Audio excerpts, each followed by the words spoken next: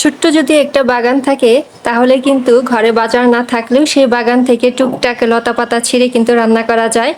এই যে দেখো আমার আজকে সবজি নাই, আর আমি বাগান থেকেই লতাপাতা ছিঁড়ে আর কি শিং মাছ দিয়ে রান্না করছি, সেটা তোমাদের সাথে শেয়ার করব। আজকে সকালবেলা কেন জানি লতাপাতা খেতে ইচ্ছা করলো, কিন্তু ঘরে কোনো লতাপাতা নেই, শাকসবজি নাই। আর সে কারণে ভাবলাম যে যেহেতু বাগানে আর কি কচি কচি ডগা হয়েছে সেগুলো কেটেই আর কি রান্না করি। আর যেই ভাবা সেই কাজ আর কি, সেগুলো কেটে রান্না করেছি।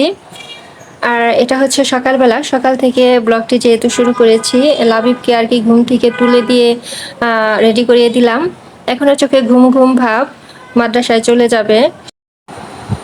ছোট মানুষ তো ঘুম থেকে উঠে আর কি মাদ্রাসায় যাওয়া প্রতিদিন একই কাজ, সপ্তাহে মাত্র একদিন বন্ধ থাকে। লাবিব রেডি হচ্ছে আর আমি এদিকে বিছানাটা আর কি গুছিয়ে নিচ্ছি। ঘরে ছোট বাচ্চা থাকলে আর কি বিছানা ঠিক থাকে না। দেখা যায় যে কিছুক্ষণ পর পর আর কি বিছানার উপরে খেলনা নিয়ে বসছে, বই নিয়ে বসছে। এলোমেলো করলেও একটা মায়ের কাছে মনে হয় এগুলোই তৃপ্তি। সন্তান এলোমেলো করবে, হইচই করবে, লাফালাফি করবে। যাই হোক, আমি ছেলেকে রেডি করে দিয়েছি, এখন আর কি মাদ্রাসায় যাচ্ছে। আমরা হচ্ছে 4 তলায় আর মাদ্রাসাটা হচ্ছে দোতলায়। তো ছেলের জন্যই আর কি একই বিল্ডিংয়ে আর কি বাসাটা নিয়েছি। আমি আর কি ছেলেকে দিয়ে আসলাম। আর এইদিকে আমি শিং মাছ আর বেলে মাছ ভিজিয়ে রেখেছি। এই মাছ দিয়েই আর কি লতা পাতা রান্না করব। তো সেগুলো বাগান থেকে এখন চলো কেটে নিয়ে আসি। শুরুতেই বলেছি যে আজকে তেমন একটা সবজি নাই, কিন্তু আমার লতা পাতা খেতে ইচ্ছে করছে। তো বাগানে আর কি খুব সুন্দর কচি কচি ডগা হয়েছে, সেগুলো মনে হলো যে কেটে রান্না করলে ভাল লাগবে খেতে। তো সেগুলোই এখন কাটতে যাচ্ছি। ছোট্ট একটা বারান্দা, এতটা প্রশস্ত না, এতটা চওড়া না। তো সেখানেই আর কি ছোট ছোট টবের মধ্যে লাগিয়েছি। খুব সুন্দর এই যে মিষ্টি আলু হয়েছে, মিষ্টি আলুর পাতা। আর এই পাশে এই যে পুঁই শাকের ডগা হয়েছে। এগুলো কেটে দিলে হবে কি, কেটে দিলে এখন এই যে চিকন চিকন ডগা, তো এগুলো যদি কেটে দেই পরবর্তীতে এর থেকে মোটা ডগা বের হবে, আর অনেক গাছটা অনেক ঝাপড়ালো হবে। সে কারণে নিচ থেকে পাতাগুলো তুলে নিচ্ছি। আর এই বস্তাতে আমি কিন্তু পুঁই শাকের বিচি আবারও লাগিয়ে দিয়েছি, ছোট ছোট চারাও বের হচ্ছে। সেই কারণেই আরো নিচ থেকে কেটে দিচ্ছি যাতে আলো বাতাস রোদ লাগে। পুঁইশাক কিন্তু খুব সহজে অল্প একটু মাটিতেই চাষ করা যায়। এগুলো আমি বাজার থেকে আর কি কিনেছিলাম, সেই ডগাটাই আর কি বস্তাতে দিয়ে দিয়েছি। সেখান থেকে খুব সুন্দর আর কি পাতা ডগা বের হয়েছে। আমরা চাইলেই কিন্তু এরকম ছাদের উপর, বারান্দায়, এবং যাদের অনেক জমি আছে বা বাড়ির আঙিনায় চাষ করার মতো সেরকম সুযোগ আছে, চাইলেই কিন্তু যদি একটু বীজ ছিটিয়ে রাখি তাহলেই কিন্তু হয়ে যায় একদম ফ্রেশ লতাপাতা শাকসবজি আর কি খাওয়া যায়। তেমন একটা পরিচর্যা করতে হয় না। সপ্তাহে দেখা যায় যে 2-3 দিন একটু সময় বের করে একটু পানি দেওয়া, একটু ডালপালা ছেটে দেওয়া, তাহলেই কিন্তু হয়ে যায়। আমার অনেক আগে থেকেই আর কি গাছের প্রতি একটু নেশা আছে।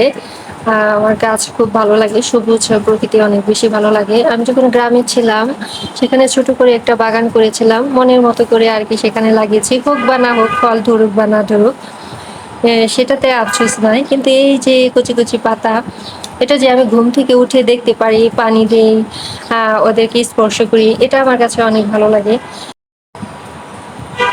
তো এখন আমি মিষ্টি আলুর পাতা আর কি তুলে নিচ্ছি। এই মিষ্টি আলু খাওয়ার জন্যই কিনেছিলাম, কিন্তু ঘরে কয়েকদিন থাকার পর দেখি এটাতে ছোট ছোট কুশি বের হয়েছে।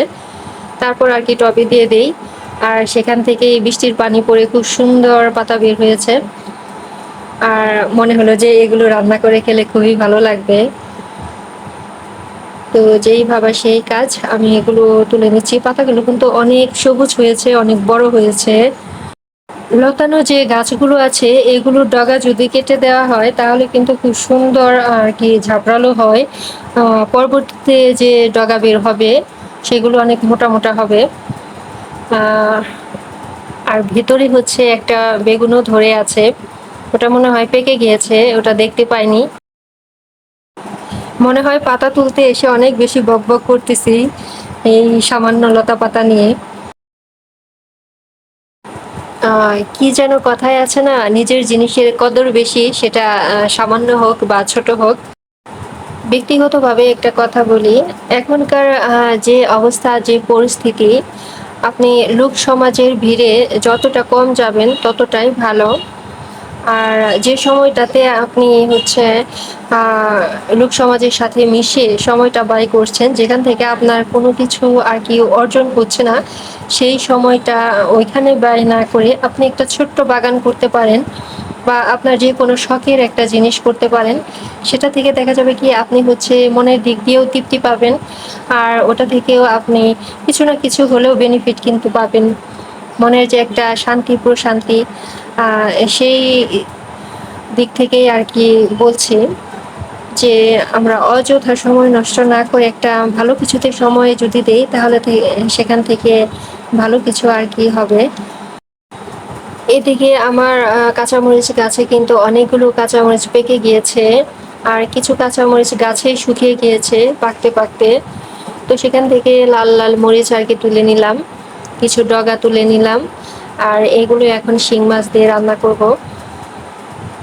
তো ছেলেকে হচ্ছে 8:30টার দিকে আবার টিফিন দিবে খাওয়ার জন্য। ছেলে যাতে এসে আর কি শিং মাছ আর লতা পাতা দিয়ে ভাত খেতে পারে, সেজন্য এই রান্নাটা একটু তাড়াতাড়ি বসিয়ে দিলাম সকাল সকাল। আমি এখানে হচ্ছে মশলার সাথে শিং মাছ আর বেলে মাছ কষিয়ে নিচ্ছি। কষিয়ে আর কি মাছগুলো তুলে রাখবো। তারপর হচ্ছে পাতাটা আর কি মশলার সাথে কষিয়ে পরে যখন পানিটা বলক উঠে যাবে তখন আর কি মাছ দিয়ে ঢেকে দেবো, তাহলে কিন্তু হয়ে যাবে।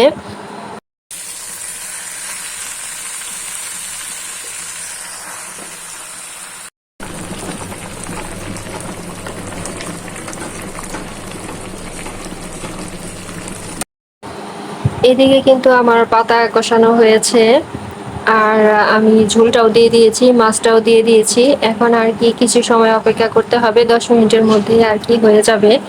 ঢেকে দিলাম। তো আমার রান্নাটা শেষ, আমি এখন আর কি নামিয়ে নিচ্ছি। আহ, দেখে আমার কাছে অনেক লোভনীয় মনে হচ্ছে, মনে হয় খেতেও অনেক বেশি ভালো লাগবে। নিজের বাগানের আর কি লতা পাতা বলে কথা। এদিকে আমার ছেলে এসে পড়েছে, ছেলের জন্য গরম ভাত আর হচ্ছে শিং মাছ দিয়ে বাগানের কচি কচি আর কি লতা পাতার ডগা। তো আজ এই পর্যন্তই। আল্লাহ হাফিজ।